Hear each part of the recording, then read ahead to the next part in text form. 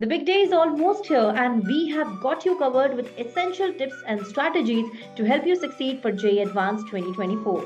In this video, we'll share last minute advice and tips to keep you focused, calm, and prepared for the D Day. So, future IITians, all the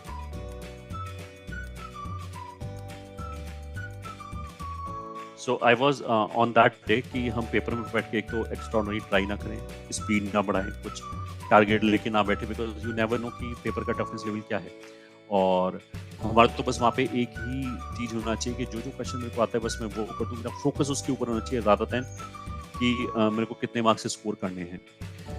एक और important चीज़ क्या है कि जो यहाँ पे advance में 2 paper होंगे तो पेपर के बीच का जो टाइम है उसको रिलैक्स करने में यूटिलाइज करें, ना तो पेपर एनालिसिस करें ना किसी से उसके बारे में बात करें। उससे क्या होता है कि फालतू ऐसा हो सकता है कि पेपर रियली में टफ और कोई तुम्हें बोल दे कि पेपर तो बहुत ईजी था एंड यू गेट पैनिक कि मेरा तो पहला पेपर ही बर्बाद हो गया तो दूसरे में करके क्या होगा। इस तरह के डाउट्स आ जाते हैं जिससे कुछ बच्चों को हमने देखा है कि पहला पेपर वो अच्छे करके आए होते हैं बट इस नेगेटिव थॉट की वजह से वो सेकेंड पेपर खराब कर देते हैं। तो ऐसा नहीं होना चाहिए। तो इस चीज़ का जरूर ध्यान रखें।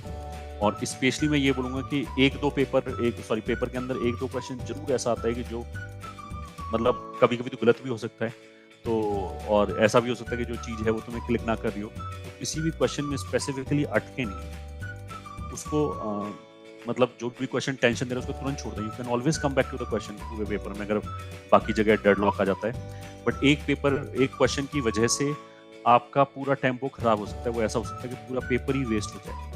तो इन चीज़ों का जरूर ध्यान रखें। और JEE is known for surprises. ये सबको पता है कि पेपर का एग्जैक्ट पैटर्न क्या होगा अभी कुछ कहा नहीं जा सकता है, वो लगातार चेंज होता रहता है।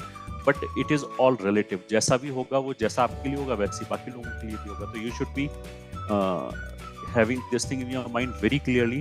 What will matter is the knowledge. मतलब जिस बच्चे को नॉलेज ज़्यादा है वो अच्छा स्कोर करेगा ही करेगा, फर्स्ट थिंग। सेकेंड थिंग, जो बंदा जो पर्सन काम होके पेपर देगा उसके चांस ज़्यादा हैं अच्छे मार्क्स स्कोर करने की। जो वहाँ पे बैठ के हड़बड़ाएगा, पैनिक होगा, और जिसे बोलते हैं ना कि पैनिक, कोई बच्चा ये बोलेगा पैनिक होना मेरे हाथ में थोड़ा है, बट हाँ if you are having over expectation then it is in your hand. और अभी जो 9-10 पेपर मैंने बोला कि इस महीने हमें करने चाहिए जेईई के पेपर तक, उसमें इसी तरह की प्रैक्टिस हम करें कि पेपर को काल्मली दें।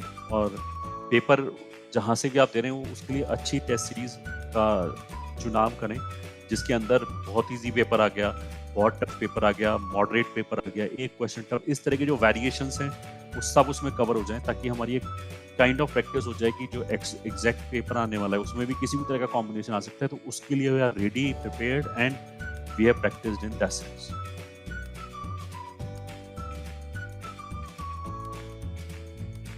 डिपेंड करता है कि एनआईटी कौन सा मिल रहा है और बिटसेट में क्या ब्रांच मिल रहा है।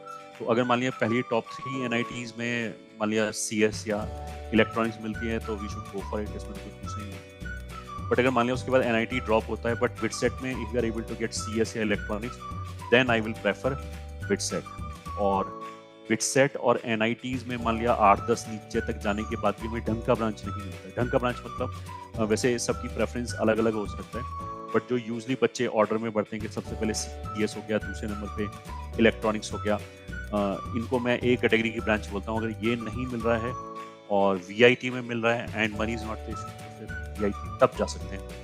कम से कम एनआईटी में 8-10 एनआईटी नीचे तक जाने पे नहीं मिल रहा है then we should think of VIT. If you found this video helpful, make sure to like, comment and subscribe to our channel.